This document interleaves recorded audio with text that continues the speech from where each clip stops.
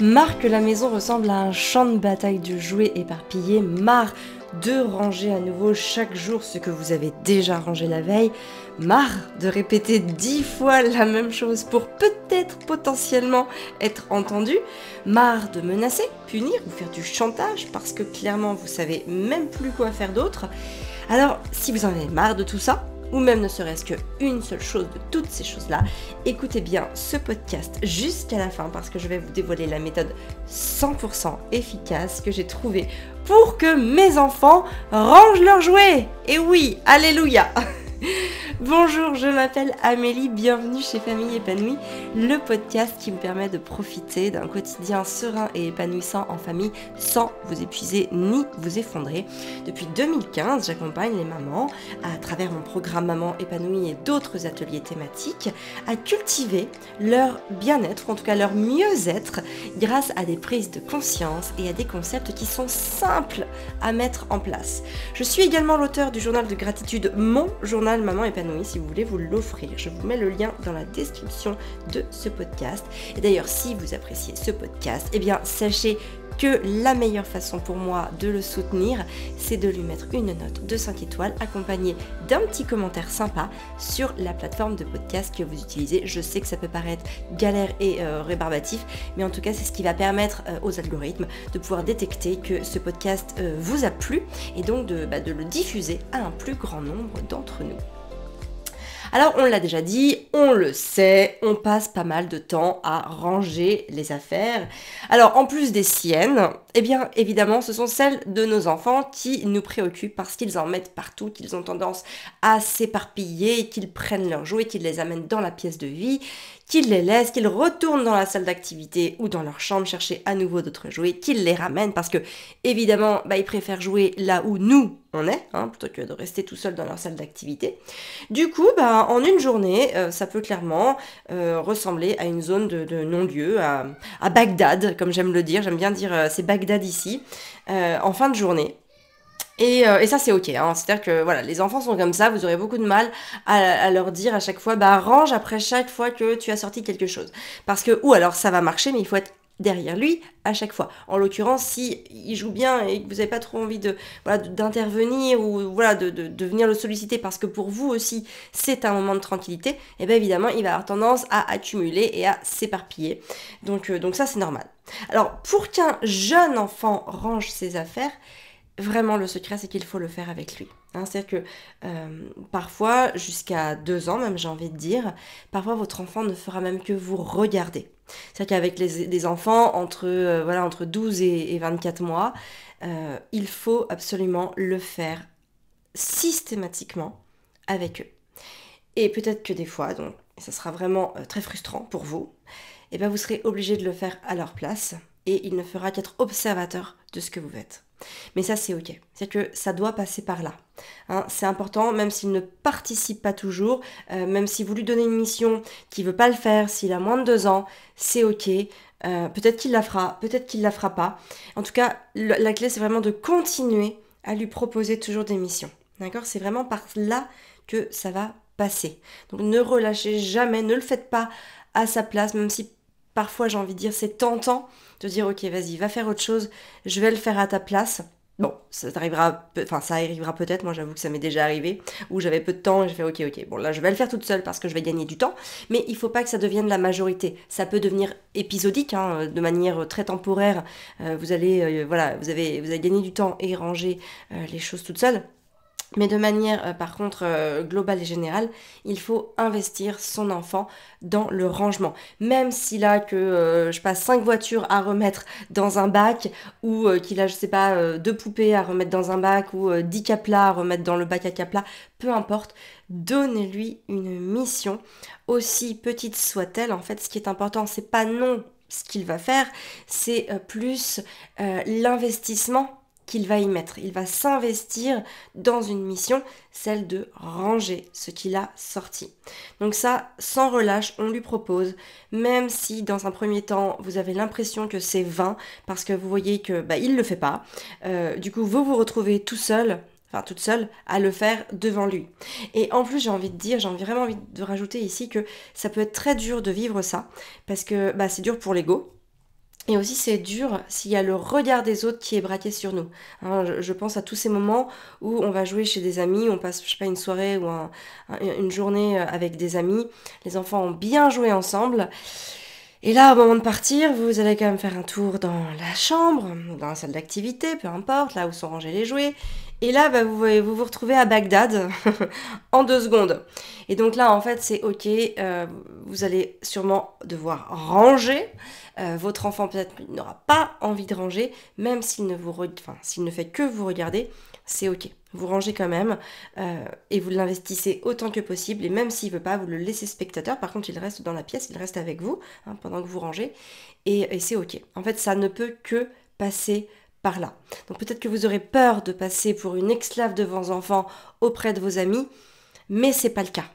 D'accord ? Vous n'êtes absolument pas esclave de vos enfants quand vous rangez à leur place si vos enfants sont petits. Hein. C'est-à-dire que si vos enfants ont 2 ans, 2 ans et demi, ça va dépendre des enfants, mais voilà, s'ils se situent dans cette tranche d'âge-là, vous n'êtes absolument pas esclave de vos enfants quand vous le faites à leur place, à partir du moment où ils sont présents avec vous. C'est le processus d'apprentissage classique. Comment vous voulez que votre enfant apprenne quelque chose si vous ne lui montrez pas comment faire, hein? Ça, c'est vraiment très très important. À chaque fois que vous faites quelque chose à la place de votre enfant, câblez votre cerveau en mode je suis en train de lui montrer comment faire. Donc, pour lui montrer, il reste avec moi. Et je lui tends des perches pour faire avec moi. Et vous verrez que plus vous allez lui tendre des perches et plus il va vous regarder, un jour, j'ai presque envie de dire comme par magie, il le fera. D'accord ? Donc ça, c'est très très important. Après, il faut savoir que voilà, à partir de 2 ans, 2 ans et demi, voire 3 ans, l'enfant va pouvoir participer.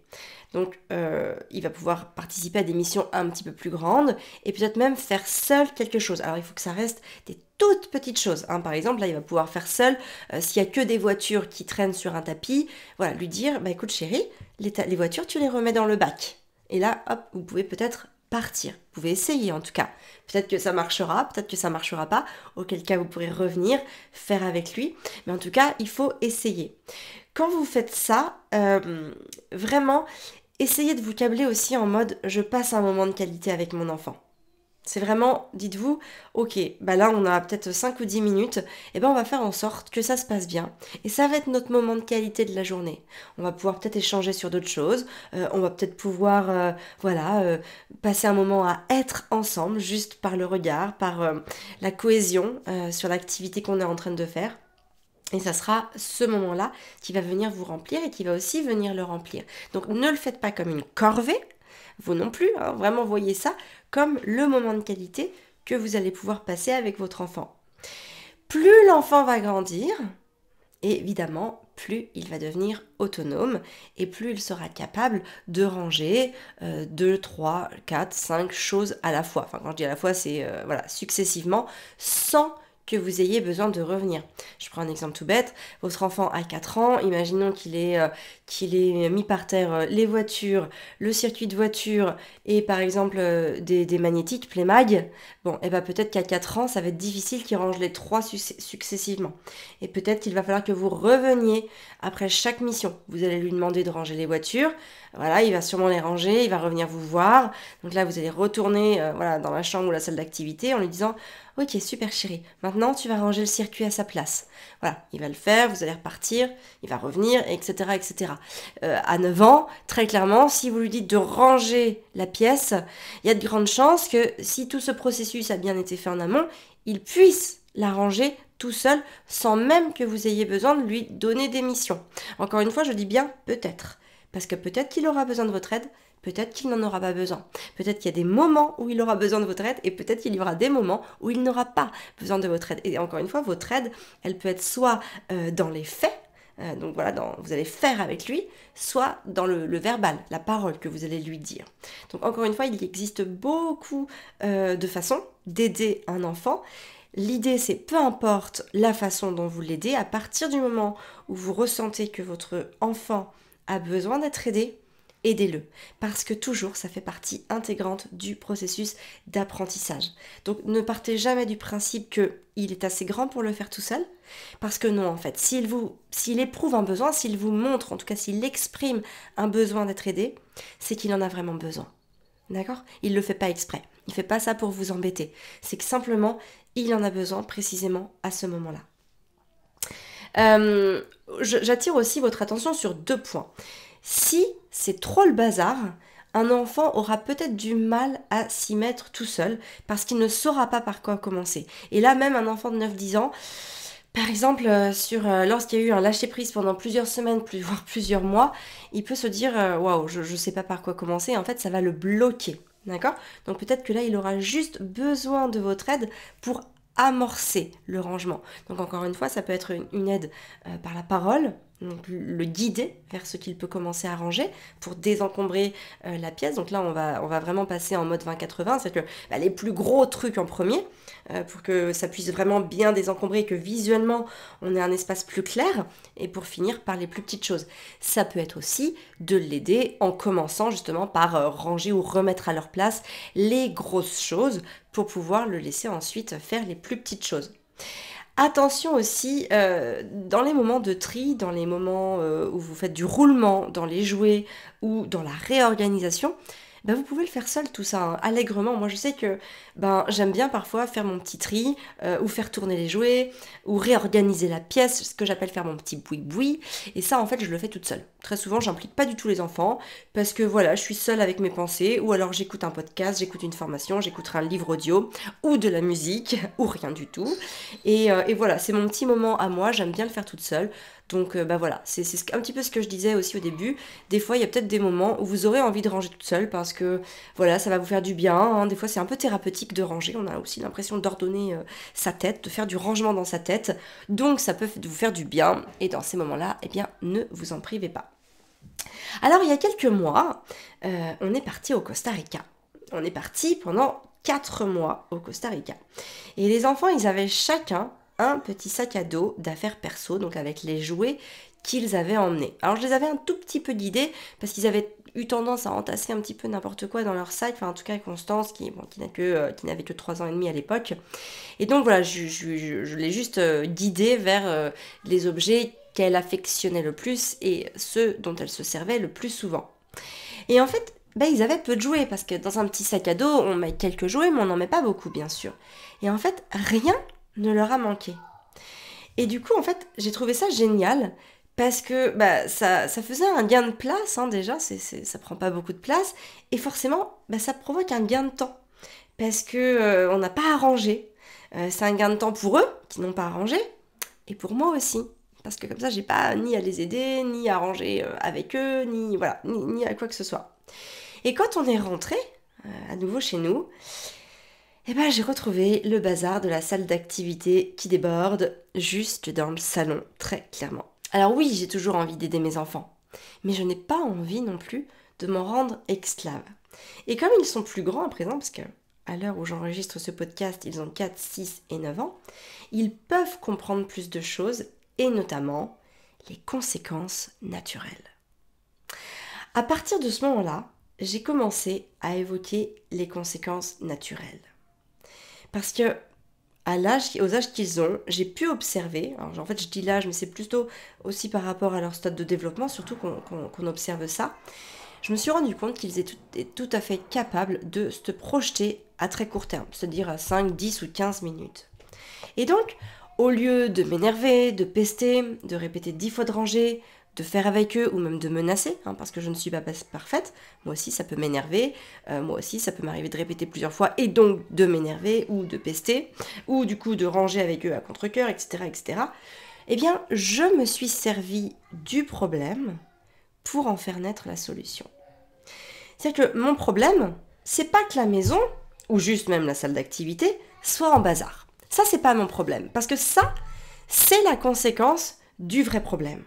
Et le vrai problème, c'est que je n'ai pas envie de passer mon temps, et apparemment eux non plus, à ranger.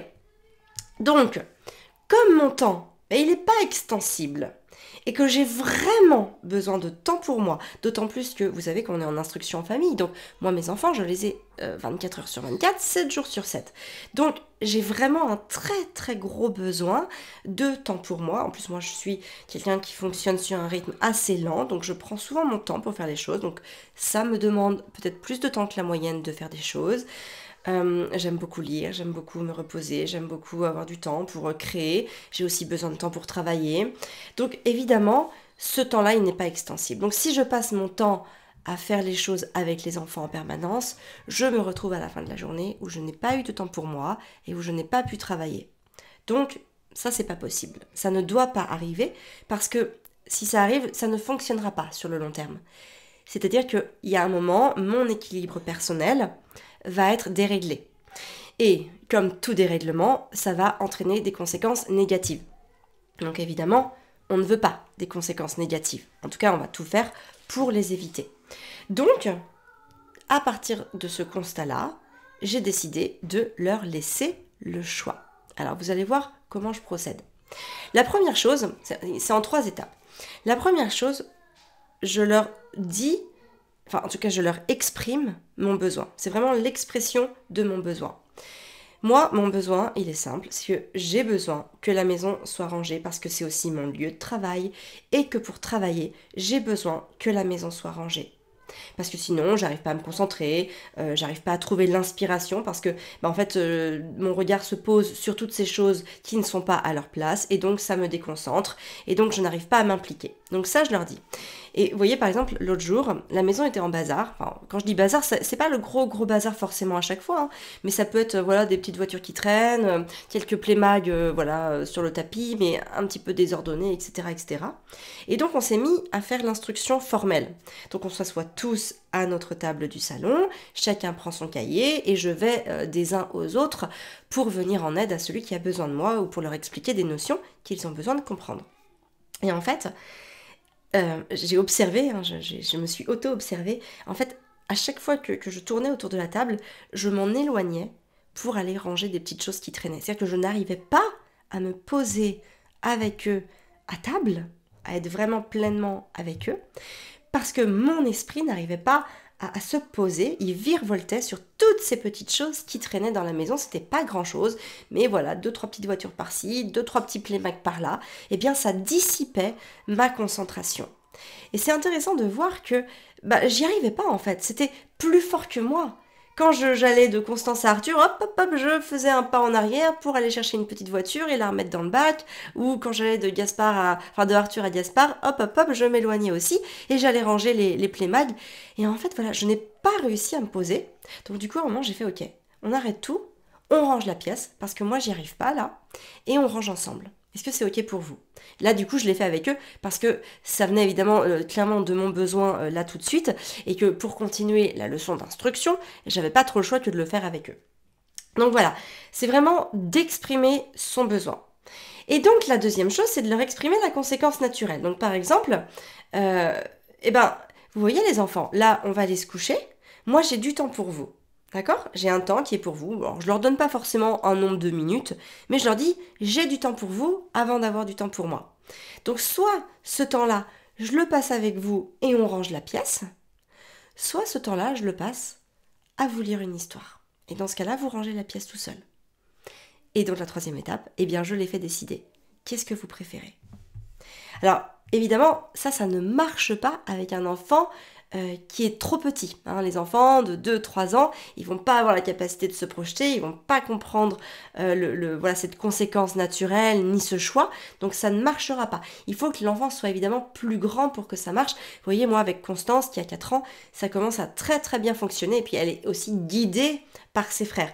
Je ne mets pas une option sur le fait que si elle était toute seule ou si c'était elle la plus grande, ça marcherait. Ça marche parce qu'elle a des frères qui sont plus grands, qui ont compris le principe et donc ils l'emmènent avec elle. D'accord? Donc ça, c'est vraiment de par votre observation que vous allez voir si oui ou non ça fonctionne. Mais en tout cas, sur des enfants qui ont cette capacité de se projeter à 5, 10, 15 minutes, ça va très très bien fonctionner. Alors l'idée c'est que pour savoir si ça marche ou pas, je vais vous inviter à tester avec votre enfant. Parce que l'âge n'est pas un indicateur très très fiable. Il y a des enfants très jeunes qui vont faire preuve d'une grande capacité de projection et d'autres plus âgés qui n'y parviennent pas encore. Donc il n'y a absolument pas de règle, chacun va à son rythme. La seule façon de le savoir, c'est de le tester, bien évidemment. Alors, chose très importante que je veux aussi que vous ayez bien conscience, c'est que ranger n'est pas une punition, ni pour vous ni pour eux. C'est que si mes enfants préfèrent que je les aide à ranger plutôt que de faire autre chose, donc par exemple plutôt que de lire un livre ou je ne sais pas ce que je pourrais leur proposer d'autre, je le fais de bon cœur en étant vraiment avec eux. Parfois ils ont encore besoin de mon aide, même s'ils ont 9 ans ou peut-être même à 10 ans, c'est ok. L'enfant a peut-être encore besoin de vous parfois et c'est ok, vraiment. Vous savez, même à 37 ans, je suis contente si Fabien, donc mon mari, m'aide à ranger. Même si c'est mes propres affaires et qu'il va ranger la maison avec moi, etc., ça va me faire plaisir, je vais être contente. Donc vous aussi d'ailleurs, peut-être que ça vous fait plaisir quand quelqu'un se propose de ranger avec vous. Donc pensez-y lorsque vous rangez avec vos enfants. Donc voilà, si on récapitule bien, l'idée c'est de bien exprimer son besoin pour qu'il comprenne l'importance que ça a pour vous. Ensuite, vous lui expliquez la conséquence naturelle, c'est ok, moi j'ai ce laps de temps-là que je te dédie, il est pour toi, ça va me faire très plaisir de le passer avec toi. Donc soit on le passe à ranger, soit tu ranges et dans ce cas ça me permet de faire autre chose. Et après, par contre, j'utilise ce temps pour pouvoir te lire une histoire, ou je sais pas, pour faire un jeu de société, ou pour te faire un câlin, ou pour, je sais pas ce que vous pouvez faire avec vos enfants, mais voilà, utilisez vraiment ce réservoir de temps, comme si c'était vraiment ce temps que vous lui offriez, et donc après, c'est lui, troisième étape, il choisit ce qu'il veut. Et on fait le tout dans la joie et la bonne humeur, parce qu'il faut vraiment pas que ce soit un truc forcé. Faut vraiment pas que ça se transforme en menace, en chantage ou en punition. Faut pas que ce choix devienne ça. C'est pas un choix, c'est pas du chantage. On est vraiment ok, on le fait de bon cœur, on va passer ce moment-là tous ensemble et ça va nous faire du bien à tout le monde et ça va être super. Après, par exemple, le soir, s'ils choisissent que je les aide à ranger, le soir, je vais quand même les aider à s'endormir, enfin en tout cas les accompagner à s'endormir. C'est juste qu'on ne lira pas d'histoire, mais je serai quand même avec eux pour leur lire une histoire, sauf que le temps que j'aurai passé à ranger, c'est tout simplement le temps de l'histoire. Et en fait, quand vous faites ça, vous leur montrez juste la meilleure façon de vous respecter. Et si vous leur montrez pas comment vous respecter, c'est comme pour ranger. Ils sauront jamais comment faire. Donc, apprenez-leur, montrez-leur comment vous avez besoin d'être respecté. Voilà, j'espère que ce podcast vous aura plu, j'espère qu'il va vous permettre de mettre des choses concrètes pour accompagner vos enfants à ranger, en tout cas pour faire en sorte qu'ils rangent leurs affaires de manière la plus autonome possible. N'hésitez pas à me laisser un petit commentaire sur ce podcast, n'hésitez pas aussi à noter ce podcast, vous savez à quel point j'en ai besoin pour que ce podcast soit de plus en plus vu et donc qu'il puisse aussi faire sa part et aider d'autres parents dans les problématiques de parentalité ou de développement personnel même qu'ils rencontrent. Moi, je vous donne rendez-vous la semaine prochaine pour un nouveau podcast. Je vous souhaite une très très belle journée et prenez soin de vous avant tout pour pouvoir prendre soin de vos enfants.